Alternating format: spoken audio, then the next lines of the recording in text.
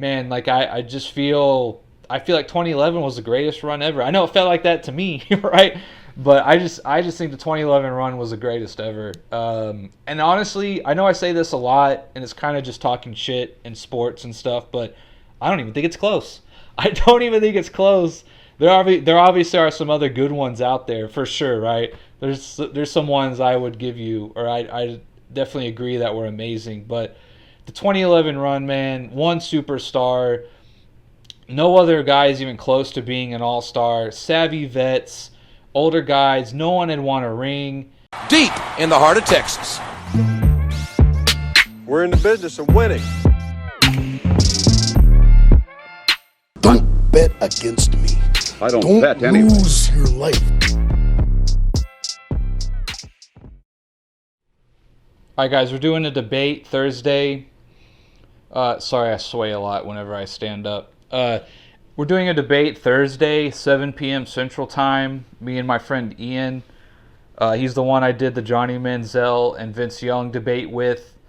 I live in Houston now, but I'm a big Dallas fan, obviously. All my friends are mainly Houston fans, so we almost have nothing in common in terms of sports, which is good for y'all, right?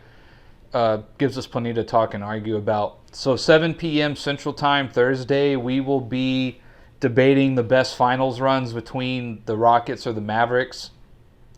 Ian is going to take the 95 Rockets. Big mistake. That was your first mess up right there, Ian.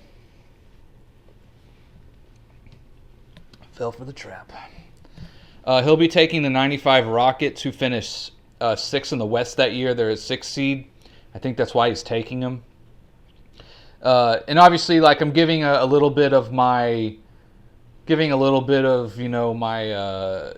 my talking points here, but I kind of just was so hyped for the debate. I thought I'd make a video anyways. I don't care. It's more content for y'all. So yeah, he'll be taking the 95 Rockets. They finished the 6th seed that year, which I think is mainly why he's taking them, which is not a bad angle per se. There's a little bit of context to that, though. They're obviously defending champions. They started off 6-0, I believe, and then they went on a little bit of a rut.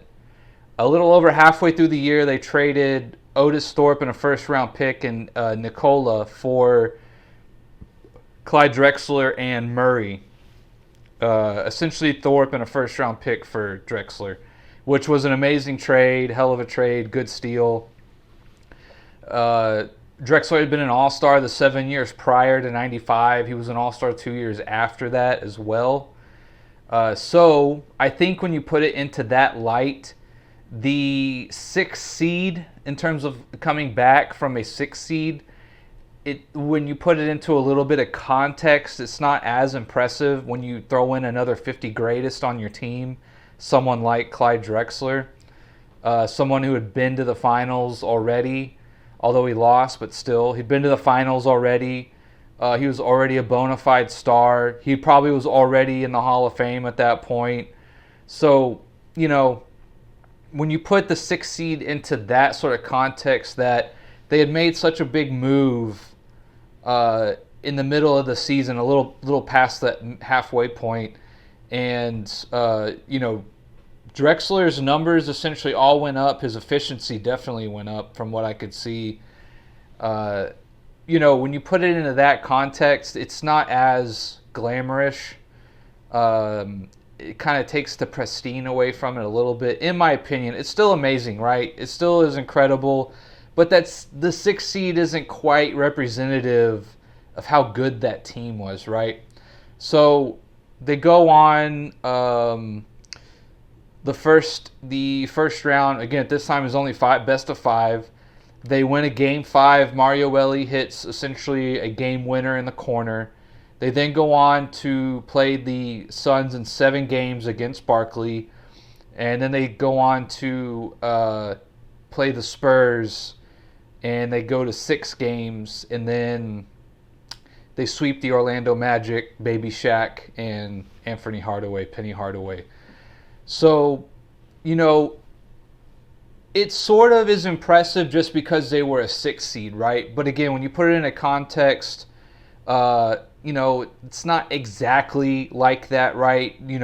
an average 6 seed is never, not never, but they're almost probably, the odds of them winning are slim to none. I think a 6 seed's only made the finals a couple times. I know Miami made it last year, which was pretty incredible. But, it just doesn't happen a lot. And so I think Ian's going to try and extrapolate that to this Houston team. I don't quite buy that storyline in terms of them being a legitimate 6 seed. I mean, they really were like a second, third, or fourth seed in all honesty, right? In terms of they had done it the year before against all the same people that they played, that they would go through in 95 essentially, especially the Jazz and the Suns. This was also the year that Hakeem cooked David Robinson in the Western Conference Finals, Game 5 specifically, right? That's the famous game.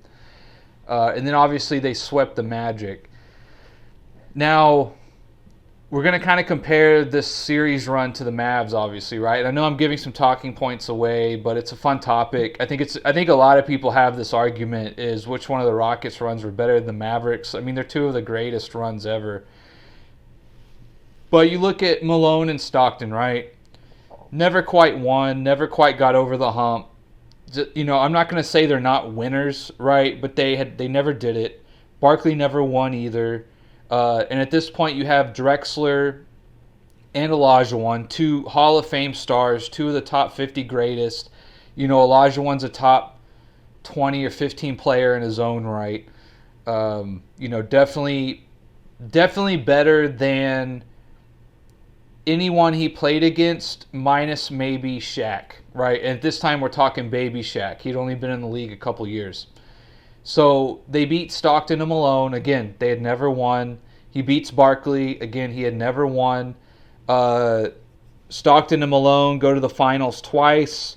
Barkley went to the finals once, I believe, and lost to Jordan, as did Stockton and Malone, which, again, I guess you could say, everyone lost to Jordan, right? Somewhat true, but again, he had 2 years he retired, right? And they still didn't get it done, and Olajuwon did. Although the Rockets never made the finals in any of the years, Jordan did either. So, I mean, it's not exactly like they couldn't have done it or weren't good enough to do it in terms of those other guys. Then they play the Spurs. Again, Robinson, great player, but had never been to the finals, hadn't won a ring until Tim Duncan shows up in 1999. And then they go on to the finals to play Baby Shaq and Penny Hardaway, who at this point, Shaq was not who he would ultimately become. This is maybe their best win, right, is sweeping Orlando, considering what Shaq would become. Again, we're talking Baby Shaq here, not in his prime. You could say Stockton, Malone, Barkley, and Robinson were all in their primes at the time. Shaq and Penny definitely were not. Penny would go on to get hurt, unfortunately, right? We all know that story. Shaq was definitely not in his prime yet after seeing what he did in L.A., winning a three-peat there and then winning in 06 with Miami. So he was definitely not in his prime yet either, right? And don't get me wrong, this is both these teams went through an amazing litany of bona fide superstars, right? As any sort of playoff run will entail, right? But these two even more so, right? But again, we're talking about guys who never got over the hump. They have no rings to their name yet. We're talking about David Robinson was the only star on his team, superstar, compared to two on Houston. Barkley, the only superstar, compared to two on Houston. Malone and Stockton is a 5-game series that they win with they beat Utah with a game-winning 3 by Mario Ellie in the corner. You could say 2 stars to 2 stars on that one. Then they go and play Penny Hardaway and Shaq. And at this time, Olajuwon was definitely better than Shaq, ate his lunch. And Clyde Drexler is definitely better than Penny Hardaway, right? And although they're a 6 seed,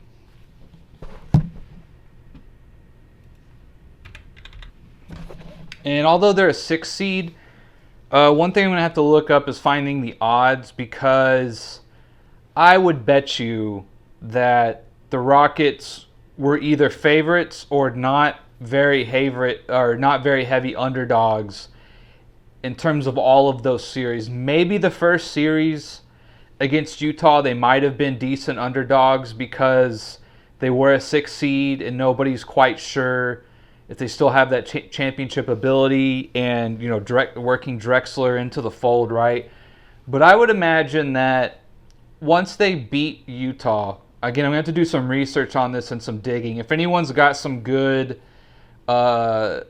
historical betting sites that I can go to, because I've tried to do this a lot before and they're really hard to find. Preseason odds are easy to find going back and looking at it, but finding sort of playoff series and playoff games before tip-off odds is a little harder to find. I would bet that once they beat Utah and they then played Phoenix, I would bet they were essentially a tie or maybe even a slight favorite for most of those series. I could be wrong. I don't really know. That's just my gut instinct, right? Being back-to-back champions, you pick up someone like Drexler, you're building steam, you actually beat Utah in the first round. I would imagine that Vegas would know that this is not a typical 6 seed, right? That's just my 2 cents. I don't know. I don't have any proof to back that up. I'd have to go back and look. But again, they went through superstars. Don't get me wrong. They went through superstars, but they went through guys who had not won yet. A lot of them would still never get a ring or get over the hump. Not that that's everything, but we're trying to compare finals runs here, right? Robinson would not win until he got Duncan. Shaq would not win until he got Kobe and went to the Lakers. But Barkley never got over the hump. Malone and Stockton got stuffed twice. Again, Robinson didn't do it on his own. He was a great player. All these guys are great players, right? All these guys are amazing superstars, Hall of Famers, top 50, all that good stuff, right? Some of the best to ever play. That's not really the point I'm trying to make here. But we have to compare, right? And so they go on and they repeat, right? And again, getting Drexler, I think, hurts Ian's argument more than them being a 6 seed helps his argument. Because again, they pick up Drexler a little over halfway through, right? And I think that is more important to point out than the fact that they struggled throughout the season and they were a 6 seed. And then once they beat Utah, I think it's apparent, right, that this team is just as good, if not maybe better, right? They went to 7 games against New York in the finals the year before, and then they sweep the Magic. And another argument I think Ian's going to bring up is how that Orlando Magic team beat Jordan, technically. Now, again, Jordan only played 17 games coming back in 95. I think most people recognize that. And one thing I don't think is fair, though, is people put asterisks on the Rockets championships. Even if you're trying to be as fair and objective as possible, right, they at least get one. I think they would have at least won one. I don't know. Maybe if Jordan sticks around and plays, maybe he does win 8 straight. Maybe he does. But, Hakeem played his ass off. Hakeem was a monster, dude, for those 2 years. He was absolutely incredible. Won an MVP in the 94 season. Maybe should have won in 95 as well. He was the finals MVP again. So, anyway, so that's kind of who they went through, right? So if we're going to count Stockton, Malone, Barkley, Robinson, we can throw Rodman in there if you want, and Shaq, right? We're talking about 6. Would I call Rodman a superstar? Probably not, especially not at this point before he won 3 with the Bulls. So, that's essentially 5, right? 5 superstars. Malone, Stockton, Barkley, Robinson, and Shaq, right? And you can kind of throw Penny and Rodman in there, and maybe a few others, right? If we look at the Mavericks, right? They were the 3 seed that year. They had gone through a lot of injuries as well. I think Dirk actually sat out like the same amount of games, like 9 to 12 games or something that year. I have to go back and double check. Much like Olajuwon sat out about 10 games in 95, which should be mentioned as well about maybe why they, if Olajuwon plays and they win 10 more games, they're probably like a 3rd or 4th seed. So the Mavericks, again, Dirk is hurt, an older team. One thing I hear all the time is like, well, they had all these great players. They had an old-ass Jason Kidd who averaged like 8 points, 8 assists, and like 4 rebounds. Now, one thing I found interesting is he was an all-star the year before. I think that was largely a bit of a popularity vote, if I had to be honest. His numbers were not that good the year before. They were like 11 points or 12 points and 8 or 9 assists, which is not bad, but all-star level worthy, I'm not sure, not in my opinion. I think it was a bit of a popularity vote, which is fine, whatever. Not an all-star in 2011. Dirk had no other all-star caliber players in 2011, whereas Drexler made all-stars 7 years prior and he made all-stars 2 years after.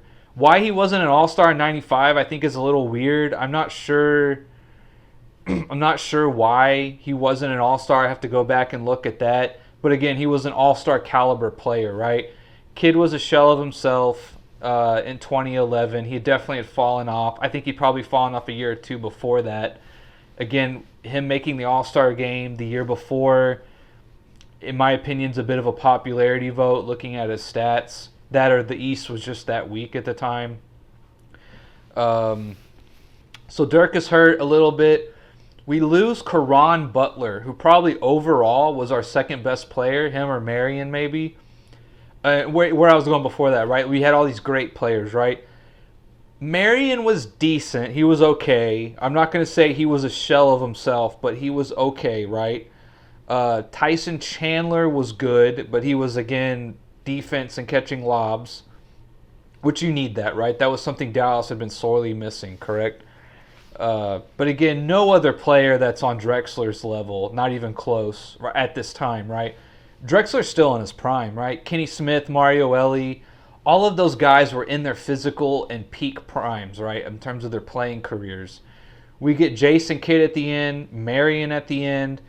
Tyson Chandler's still in, a decent prime, but he had some injuries too with his back, if I remember correctly. So keeping him healthy was a big concern. Caron Butler, who was probably I would say definitely our second best overall player after Dirk. He goes down about a third of the way through the season. He's out for the rest of the season. So that was adversity we'd come over. We are the 3rd seed, which again, the 3rd seed is pretty good, right? Not necessarily amazing, but the 3rd seed's respectable. I think that was one of those years. This was like the years Dallas and San Antonio were dominating, and we had 2 or 3 teams that were above the Oklahoma City Thunder who won their division, right? And so we're the 3rd seed. We play Portland in the first round, which again, no bona fide superstars on Portland, but at this time, Brandon Roy and LaMarcus Aldridge were all-stars, I believe. I have to go back and double check that. But they were definitely all-star caliber players, correct? And they had a very good team. Even though we were slight favorites in the first round, a lot of like pundits and stuff and talking heads had Dallas losing the first round. Again, Dallas had a reputation of not getting it done up to this point, not going deep into playoffs, losing in the first round, having good regular season records, but when the playoffs rolled around, they just weren't that good, getting bounced, etc. In that Dirk video, I said, Mark Cuban said, like, they called us the one and done boys, right? I mean, that was the reputation of the Mavs at the time. And after that, right, after the first round, you could say that even if you were to make the argument that the Rockets played more superstars or tougher talent, which I don't think is true, but even if you made that argument, it was still much more spread out from the first round to the finals. Once the Mavs got past that first round, which they won 4-2, I believe. It is an absolute murderer's row of teams that we played, right? So after that we play the Lakers, and in Kobe Bryant, who is, remember, this is Kobe coming off of back-to-back championships with Paul Gasol, who I would say Kobe is at this time in his career is better than Shaq was for Orlando. That might be a bit of a hot take, I'm not sure, but Kobe's definitely still good, right? He's not a shell of himself. He is still balling out. Again, back-to-back championships, right? And Paul Gasol is still in his prime. Kobe might be on the downward, just on the backside slope of his prime, but still one of the top 5 players in the league, essentially. And Kobe Bryant's better than anyone that the Rockets faced, in my opinion. So back-to-back champions. Again, we're playing people who had won back-to-back. Kobe's got 5 rings. Paul's got 2. So we're playing against people who know how to win, who actually got there, got over the hump. We sweep them, right? Keep that in mind. We sweep them. The Rockets essentially go 6 or 7 games. They went to a decisive game 5 against the Jazz, but if we kind of play that out, you could say they probably go 7 or at least 6 with the Jazz, right? So we sweep them. The Rockets only swept the Magic in the finals. And again, I think that makes sense when you look at the fact that Olajuwon was head and shoulders better than Shaq at that time, and Clyde Drexler was head and shoulders better than Penny Hardaway at that time, essentially, right? They were both great players, but the experience coupled with the fact that Olajuwon and Clyde were still in their prime, that adds a lot to your experience in terms of being head and shoulders better than young guys who maybe are skill-wise or athletically as good as you, but you have so much more experience and you're still able to keep up with them. That pays big dividends, right, in the actual game and in the series. So we sweep the Lakers, right? And again, we're talking, remember, in all these games, you could even go back to Portland where it's 1 all-star Dirk versus 2 all-star caliber players in Brandon Roy and LaMarcus Aldridge, right? And people have to remember, there's no one close in Dallas that is even close to being an all-star caliber player. I don't want to hear about this Sean Marion, Jason Kidd thing or Tyson Chandler. At this point in their careers, they were solid role players, right? They were solid role players who played their part perfectly, right? Which, again, playing as a team with only one superstar. Dirk was a superstar, I'll say that at this time. This was probably one that, even though he was maybe not in his peak prime, and he was maybe just quite a little bit on the downside hill of it, he probably had his most complete game at this time. Maybe that's probably the best way of putting it, right? He was smart, he was efficient. His offensive game, there were not really any holes in it at the time. He was just a much more efficient and smarter player than what he'd probably been in the past, even though maybe he had lost half a step, right? So there's that. You have to keep in mind, like, there's no other all-star caliber players on this team, like not even close, right? And so the first round, you could say there were 2 all-stars to our 1 superstar. And in the second round, there's definitely Kobe, who everyone would say is better than Dirk, and Paul Gasol, who was definitely an all-star in guarding Dirk most of the time. So there's that as well. We then go on to play Oklahoma City. This is a prime KD. This is a prime Westbrook. James Harden, was like 6th man of the year, so he wasn't James Harden of now or of a couple of years ago, but he wasn't a scrub either. He was definitely coming into his own at the time, and that team was really good. I think we had home court. Yes, we had home court. I was just wondering because they won their division and we didn't, but yeah. Oklahoma City was the 4th seed. We were the 3rd seed. We beat them 4-1. Dirk absolutely goes nuts in this series, maybe even more than compared to the last ones. Again, huge fourth quarter comebacks by the Mavs. They were down 16 in game 1 to the Lakers. There was another game, I think game 3, they were down 7 with like 4 or 5 minutes to go. There's definitely a couple comebacks in this Oklahoma City series. So, again, we're going through 2 more All-Stars with another bona fide superstar. And, Westbrook would go on to win an MVP.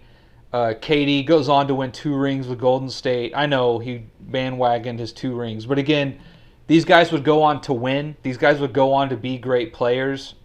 And what I'm trying to get at with that is the Rockets beat some great people, right? But if we're going to go tit for tat in who they beat and played, the guys that the Mavericks beat and played will go on to win titles, win MVPs. Essentially, they would go on to, in my opinion, sort of achieve much more and do greater things, or have already done greater things as we keep going, such as Kobe and LeBron and Wade, correct? Guys who'd already been there, knew how to win, and we beat guys like that, right? More so than what the Rockets did. And I know I'm giving some of my talking points away, but it's okay. It's all for the content, all for the fans. So we then beat Oklahoma City, and then we go on to play the super team, right? Not 4, not 5, not 6, but only 2 rings they would end up winning. But we go on, again, their first year, they go to the finals. They were the first or second seed in the East, I believe. Miami was the second seed in the East that year. And again, LeBron James, Kobe Bryant are better than anyone that the Rockets beat. I mean, there's just no bones about it.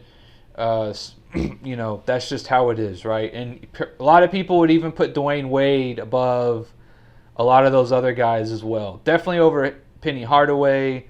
Most people would probably put him over Stockton, although I don't know if I would.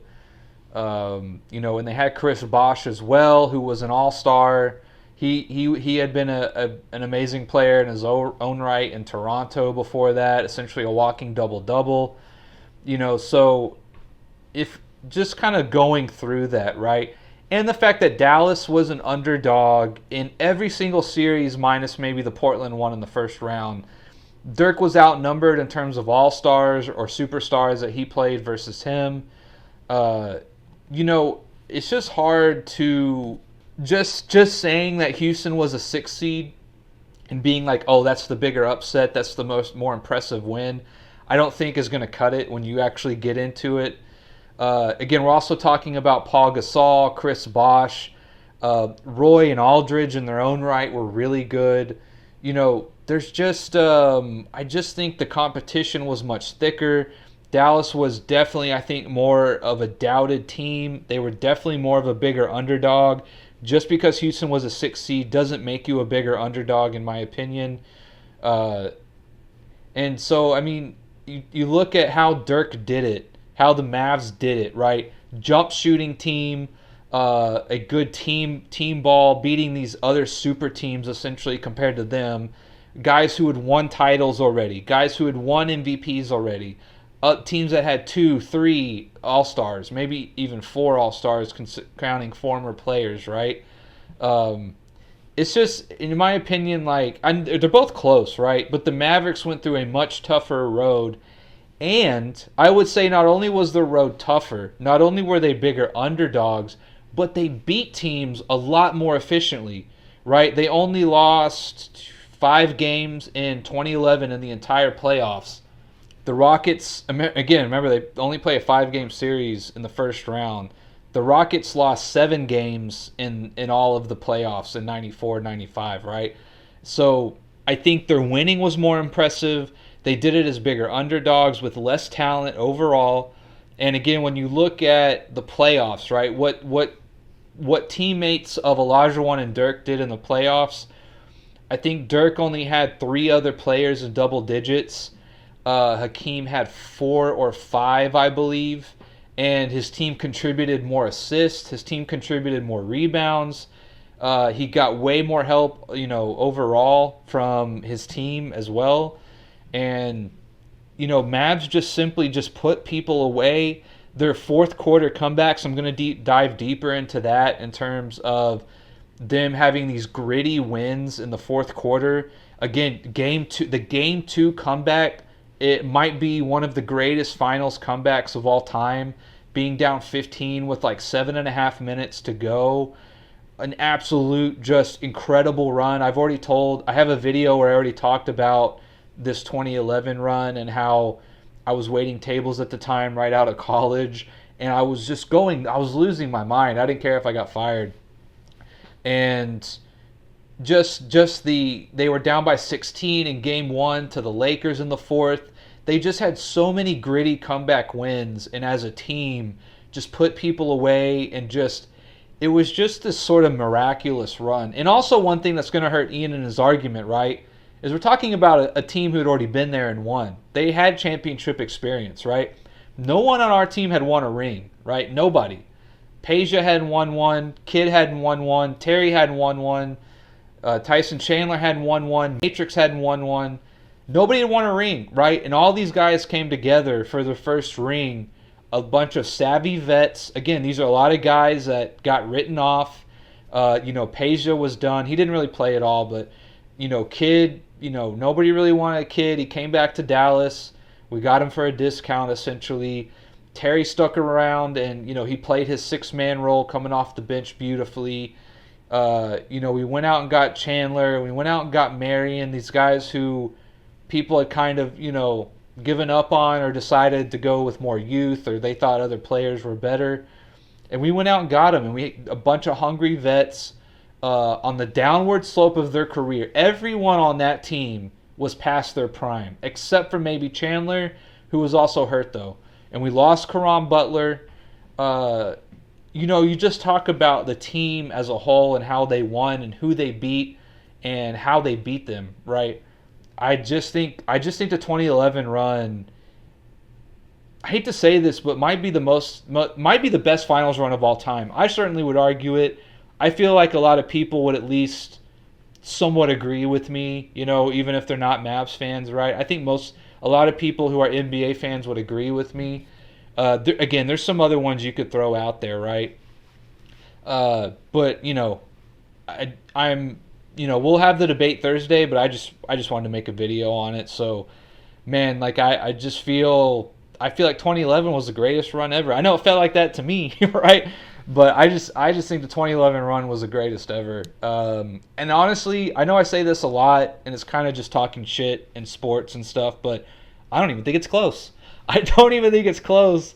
There obviously are some other good ones out there for sure, right? There's some ones I would give you, or I definitely agree that were amazing. But the 2011 run, man, one superstar, no other guys even close to being an all-star, savvy vets, older guys, no one had won a ring.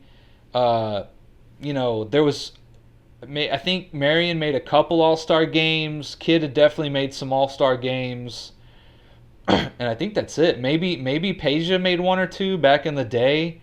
But again, I mean, we're talking about a bunch of guys who got, discounted and sort of left out and were doubted, especially Dirk, right? And we're talking just the culmination of everything. And from series to series, they were doubted and doubted again and doubted again and doubted again, right? No one gave them a shot against LA.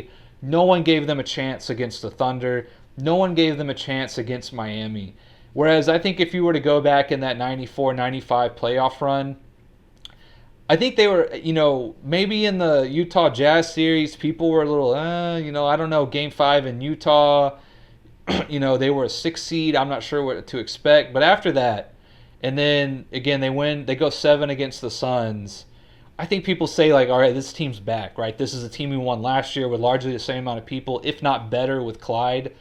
Like, this team's back. This team's definitely got to be the favorite, right? In my opinion. And, if they were underdogs, it wasn't by much. I can guarantee you that it wasn't by much. Whereas the Mavs were huge underdogs, right? No one gave them a chance after the first round. In every single game, I bet Vegas had them as underdogs, right? So that's just my rant on this topic we're about to debate.